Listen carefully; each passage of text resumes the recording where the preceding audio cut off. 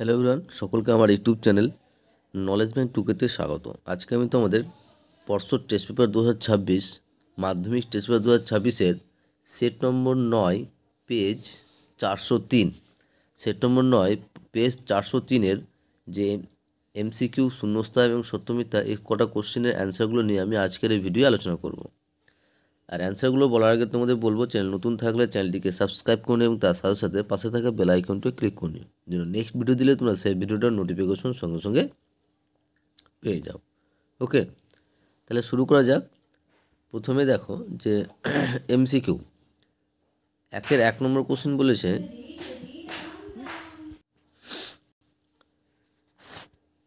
বলেছে যে 2 বছরে একটি গাছের উচ্চতা 25 সেমি থেকে বৃদ্ধি হয়ে 36 সেমি হলো। তার মানে বর্তমানে তোমার গাছের উচ্চতা হচ্ছে তোমার কী বলো তো 36 সেমি, আগে ছিল কত 25 সেমি। তাহলে গাছটির বার্ষিক উচ্চতা বৃদ্ধির হার যদি R% হয় তাহলে আর এর মান কত হবে সেটা বের করতে বলেছে। তাহলে প্রাথমিক উচ্চতা, প্রথমে উচ্চতা আগে উচ্চতা কত ছিল 25 সেমি, এবং 2 বছর পর উচ্চতা হয় যেখানে এ সমান সমান হয়ে গেলো এটা 36 সেমি, এটা আসল এবং এটা ছিল তোমার পর 2 বছর পর। তাহলে আমরা ফর্মুলা কী জানি? তাহলে ফর্মুলা আমরা লিখতে পারবো যে A is equal to P into 1+r/100⁴n, যেখানে এর মান হচ্ছে 36 সেমি আর পি এর মান হচ্ছে 25 সেমি আর এন এর মান হচ্ছে কত 2, যেখানে মানগুলো বসাবো। তাহলে 36 is equal two 25 into 1+r/100 তার স্কোয়ার। তাহলে এখান থেকে দেখো লিখতে পারবো যে 1+r/100 তার স্কোয়ার ইজ ইকাল টু 36/25, কারণ এই 25টা এই সংখ্যার সঙ্গে গুণ আকারে আছে। তাহলে এটা সমান কী হবে 36/25।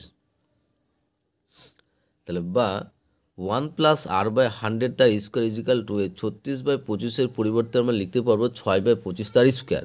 ঠিক আছে, কারণ 6-এর স্কোয়ার করলে 36, 5-এর স্কোয়ার করলে 25। তাহলে অতএব এখানে স্কোয়ার কেটে যাচ্ছে, পড়ে থাকছে 1+r/100 ইজ ইকাল টু কত 6/5। তাহলে এবার কি করছি যে এখানে ভগ্নাংশের যোগ বিয়োগ করলে কী পাবো, লসাগু করলে কী পাবো 100 লসাগু।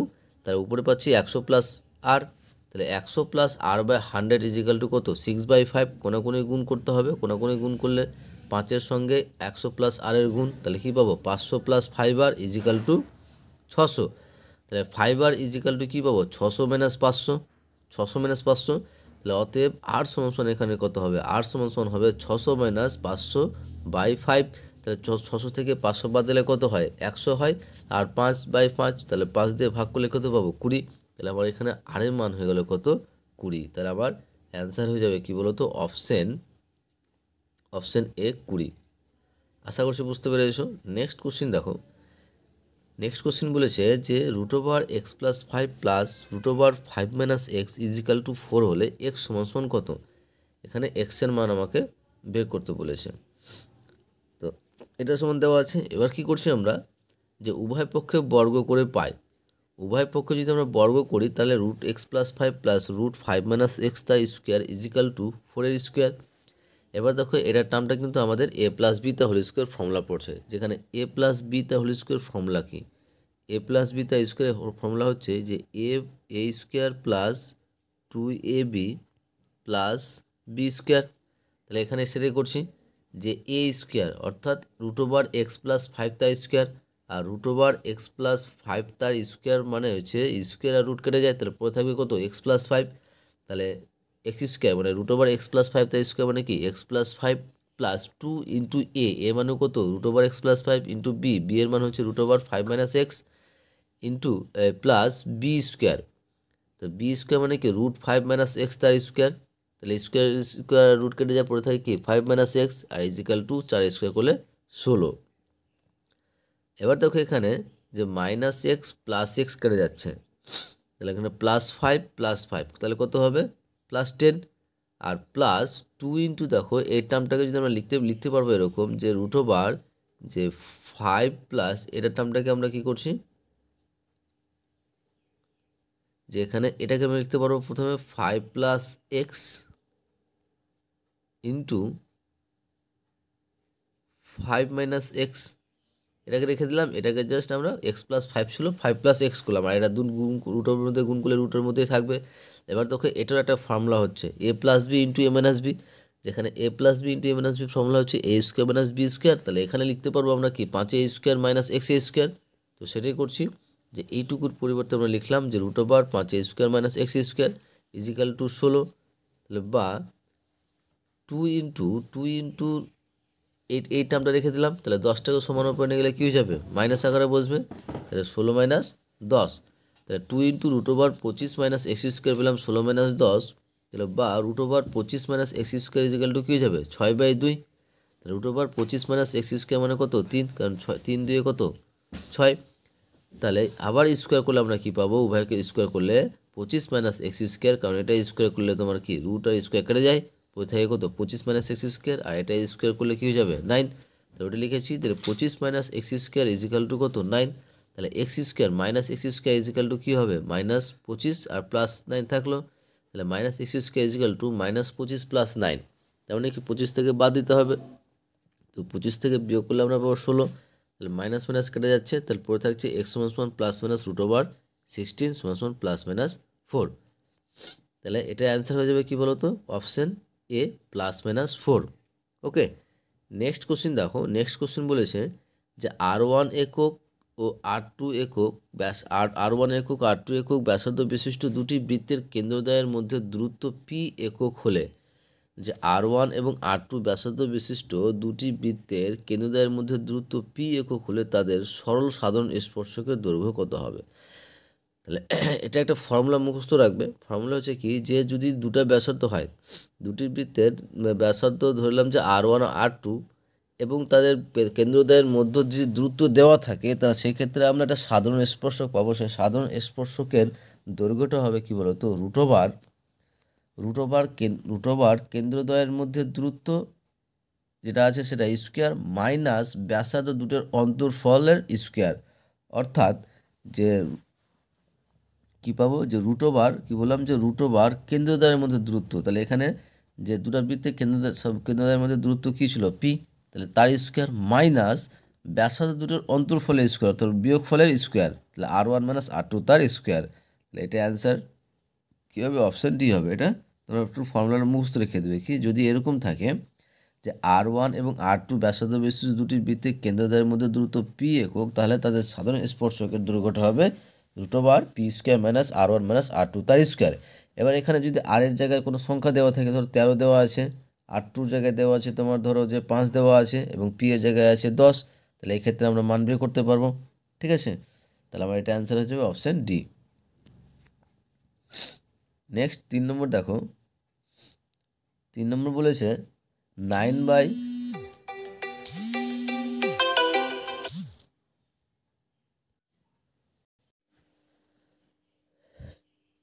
বলেছে 9 by cosec square theta plus 4 cos square theta plus 5/1 plus tan square theta এর সংখ্যা মান কত হবে।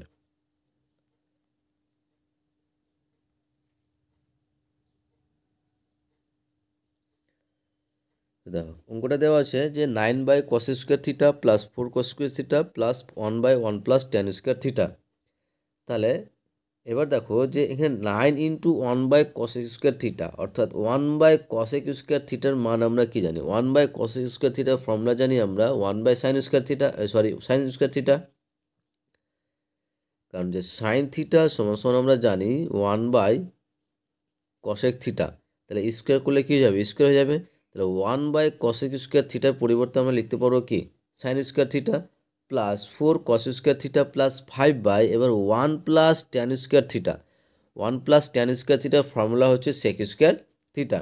তাহলে বা সমান, তাহলে কী পাচ্ছি 9 sine square theta plus 4 cos square theta plus 5 cos square theta, কারণ আবার 1 বাই sec স্কোয়ার থিটার মান হচ্ছে কি বলতো cos থিটা, 1 বাই sec থিটার মান হচ্ছে cos থিটা, তাহলে 1 বাই sec স্কোয়ার থিটা কী হয়ে যাবে cos স্কোয়ার থিটা, তাহলে 5 cos square theta. 9 sine square theta plus 4 cos square theta plus 5 cos square theta সমান কত হবে 9 cos স্কোয়ার থিটা। তাহলে 9 কমন নিলে কী পাবো, sine square theta plus cos square theta, আর এই sine square theta plus cos square থিটার মান হচ্ছে আমরা কি জানি 1, তাহলে 9 ইন্টু 1 সমান সমান কী হবে 9। ওকে, তাহলে এটার অ্যান্সার হয়ে যাবে অপশান এ 9। তারপরে নেক্সট কোশ্চিন দেখো, নেক্সট কোশ্চিন বলেছে যে একটি আয়তঘনের 3টি সন্নিহিত তলের পৃষ্ঠতলের ক্ষেত্রফল দেওয়া আছে এবি কিউব, বিসি এবং সিএ কিউব। তাহলে আয়তঘনের আয়তন কত হবে? যদি তোমার দেওয়া থাকে যে সন্নিহিত তলের পৃষ্ঠতলের ক্ষেত্রফলের মান দেওয়া থাকলে তাহলে তার আয়তন হবে যে √, এই সন্নিহিত পৃষ্ঠতলের গুণফল, পৃষ্ঠতলের ক্ষেত্রফলের গুণফল। তাহলে যে আয়তন হবে √, সন্নিহিত পৃষ্ঠতলের ক্ষেত্রফলের গুণফল, যে AB cube into BC into CA cube. তাহলে গুণ করলে কী পাচ্ছি? √a⁴ b⁴ c square. তাহলে অ্যান্সার হচ্ছে কি a square b square c। এখানে তোমাদের একটা কিন্তু অপশন নেই, কিন্তু আসলে অ্যান্সার হবে কি বলতো? সঠিক অ্যান্সার হবে যে a square b square c। Okay, next question দেখো 6 নম্বর এবং এমসিকিউ লাস্ট কোশ্চিন। আর এই এমসিকিউ লাস্ট কোশ্চিনটা বলার আগে তোমাদের বলবো, চ্যানেল নতুন থাকলে চ্যানেলটিকে সাবস্ক্রাইব করে নিও এবং তার সাথে সাথে পাশে থাকা বেল আইকনটি ক্লিক করে নিও, যেন পরের ভিডিও দিলে তোমরা সেই ভিডিওটার নোটিফিকেশন সঙ্গে সঙ্গে পেয়ে যাও। 6 নম্বর কোশ্চিনটা বলেছে, দেখো 6 নম্বর কোশ্চিন বলেছে যে কোনো 5টি পূর্ণসংখ্যার গড় যদি শূন্য হলে তাদের মধ্যে একটি অবশ্যই হতে হবে। বলছে যে কোনো 5টি সংখ্যার গড় যদি শূন্য হয় তাহলে যে এই যে -5, 5 এবং 0 এর মধ্যে একটা অবশ্যই হতে হবে। তো দেখি, তাহলে যে কোনো 5টি পূর্ণ সংখ্যা ধরে নিলাম যে কোনো 5টি পূর্ণ সংখ্যা হচ্ছে x1, x2, x3 এবং x5। তাহলে এর গড় কী হবে? এর গড় হবে এটির যোগফল দিয়ে এর যোগফলকে 5 দিয়ে ভাগ, আর এটা সমান সমান বলা আছে 0। তাহলে x+x1 + x2 + x3 + x4 + x5/5 = কি? 0। তাহলে বা x1 + x2 + x3 + x4 + x5 = কী হবে? 0 হবে। তাহলে যোগফলটা পেয়ে গেলাম 0। এবার আমাকে দেখতে হবে আমার অপশান কী আছে? 0, 5 আর -5, যে এই তিনটা মিলে যে থাকতেই হবে, তিনটার মধ্যে যে কোনো একটা থাকতেই হবে সবটাতে। তো একটা উদাহরণ নিলাম, দেখো যে এটা একটা উদাহরণ নিয়েছি যেখানে -2, -1 + 0 + 1 + 2 যোগ করলে আমরা কী পাচ্ছি? 0 পাচ্ছি। এক্ষেত্রে তো 0 আছে, ঠিক, এক্ষেত্রে 0 আছে, কিন্তু যদি আমরা আরেকটা উদাহরণ নিই যে -2 + -1 + 1 + 1 + 1, তাহলে এক্ষেত্রে দেখো তো এই যে উদাহরণটা আছে এই ক্ষেত্রে কিন্তু না 0 আছে, না 5 আছে, না -5 আছে, কোনোটি নেই। তার মানে যে থাকতে হবে এটা তো মানে না, থাকতেও পারে নাও থাকতে পারে। তাহলে এটা অ্যান্সার হয়ে যাবে কি বলো তো? অপশন ডি, কোনোটি নয়। নেক্সট এবার আমরা শূন্যস্থান পূরণ করব। শূন্যস্থান পূরণ করো। দেখো ফার্স্ট কোশ্চেন বলেছে যে একটি মেশিনের বর্তমান মূল্য হচ্ছে পি টাকা। একটি মেশিনের বর্তমান মূল্য পি টাকা। প্রতি বছর মেশিনটির দাম 2% হ্রাস পায়। এন বছর পরে তার দাম টাকা হবে। তাহলে এখানে মাথায় রাখবে যে হ্রাসের কথা বলেছে। তাহলে হ্রাসের ক্ষেত্রে ফর্মুলাটা কী হবে? P into 1 - r/100 n। এখানে আর এর মানে এখানে কত হচ্ছে? 2r। তাহলে কী লিখতে পারো? পি ইন্টু 1 - 2r/100 তাহলে পি ইন্টু 1 - 50 × 100, তাহলে r/50 তাহলে শূন্যস্থানে কী হবে? শূন্যস্থানে হবে পি ইন্টু 1 - r/50 ওকে। নেক্সট 2 নম্বর দেখো, 2 নম্বর বলেছে যে a:2 = b:5 = c:8 হলে a এর 50%, b এর 20%, c এর %। হ্যাঁ, এটা অ্যান্সার হবে 12.5 বা 12.1/2, যেটা লিখতে পারো, ঠিক আছে। আর এটা কোশ্চেনটা কিন্তু অলরেডি আমি সেট নম্বর 8, 2-এর 4 নম্বর অঙ্কটা সেম, তো সেখানে তোমরা ভিডিওটা দেখে নিও কীভাবে করেছি। তাহলে 3 নম্বর কোশ্চেন দেখো, 3 নম্বর কোশ্চেন বলেছে যে বৃত্তস্থ বর্গক্ষেত্রের কর্ণ বৃত্তের ড্যাশ হবে। বৃত্তস্থ বর্গক্ষেত্র যদি এটা একটা জায়গার বৃত্ত হয় এবং এটা যদি একটা বর্গক্ষেত্র হয়, তাই বর্গক্ষেত্রে যে কর্ণ দুটো যোগ করবো সে কর্ণটা কী হবে? বৃত্তের ব্যাস হবে। কারণ দেখো কেন্দ্র বরাবর যাচ্ছে, কেন্দ্র বরাবর পরিধির এই বিন্দু থেকে এই বিন্দু পর্যন্ত কেন্দ্র বরাবর যে সরলরেখাটাকে সেটা হচ্ছে আমরা বৃত্তের ব্যাস। তাহলে এটা অ্যান্সার হবে বৃত্তের ব্যাস। সাইন থিটা এর সর্বোচ্চ মান কত হবে? সাইন থিটার দেখো মান আমরা টেবিলে দেখবে যে সাইন থিটার মানটা তোমার 0 থেকে শুরু হয়ে 1 থেকে শেষ হয়, অর্থাৎ এর সর্বোচ্চ মান হবে 1। অ্যান্সার হয়ে যাবে কি বলতো? 1 হবে।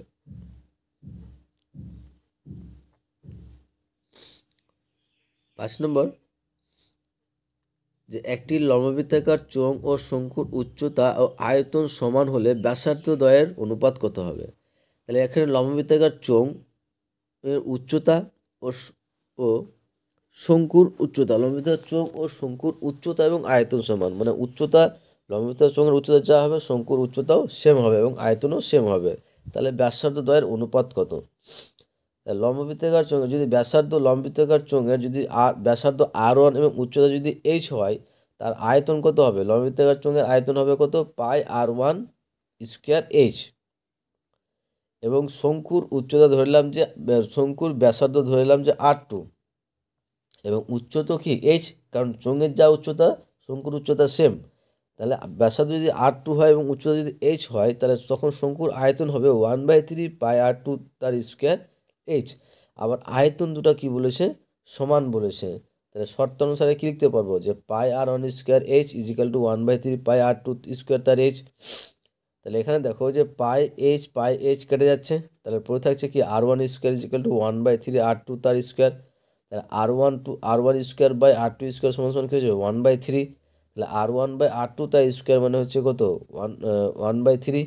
এবার এটাকে যদি আমরা R1/R2 লিখি, তাহলে এই টুটা ওপারে গেলে কি রুট আকারে বসবে, তাহলে 1/√3। অতএব R1:R2 হয়ে গেল কি বলতো? 1:√3। তাহলে শূন্যস্থান হয়ে যাবে কি বলতো? 1:√3। ওকে, নেক্সট কোশ্চেন দেখো,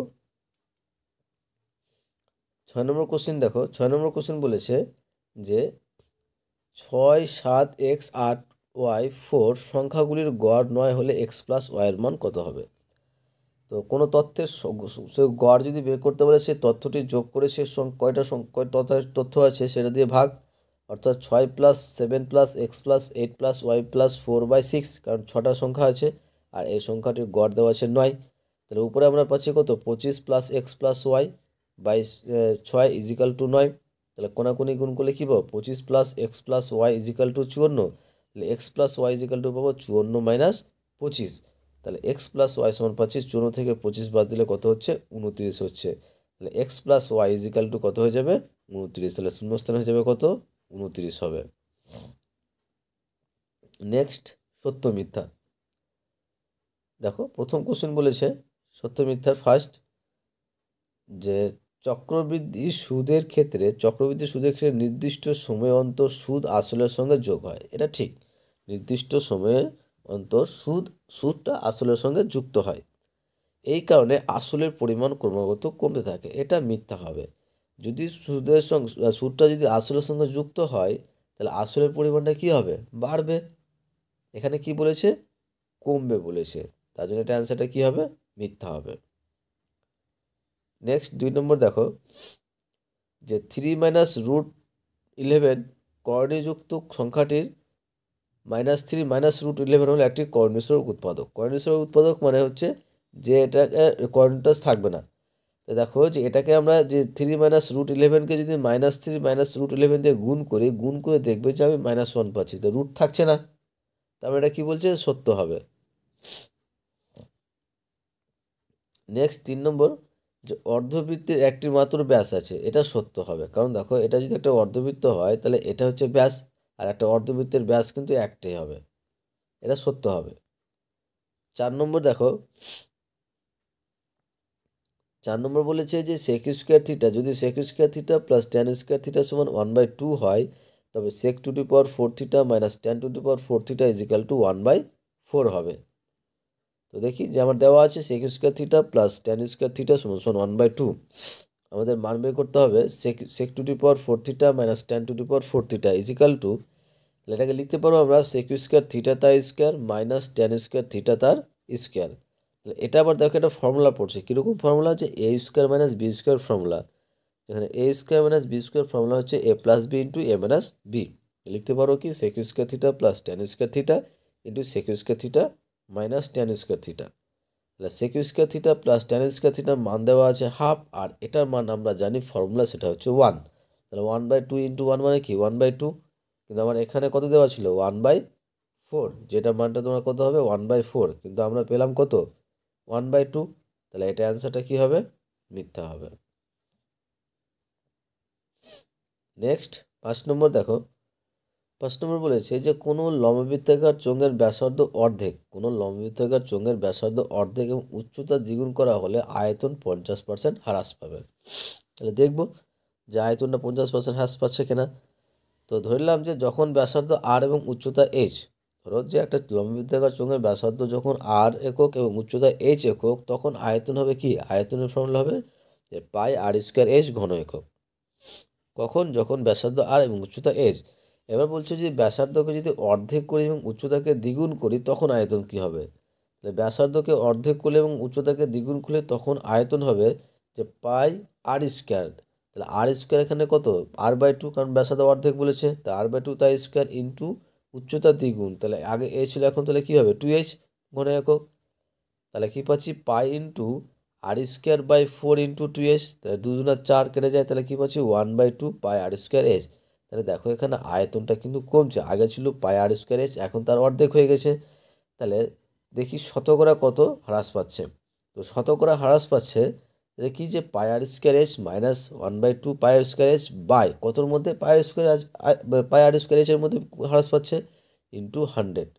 তাহলে উপরে কি পাবো, উপরে পাচ্ছি যে 1 থেকে হাফ বাদ দিলে হাফ, তাহলে 1/2 অর্থাৎ pi r² h/2 by pi r² h into 100।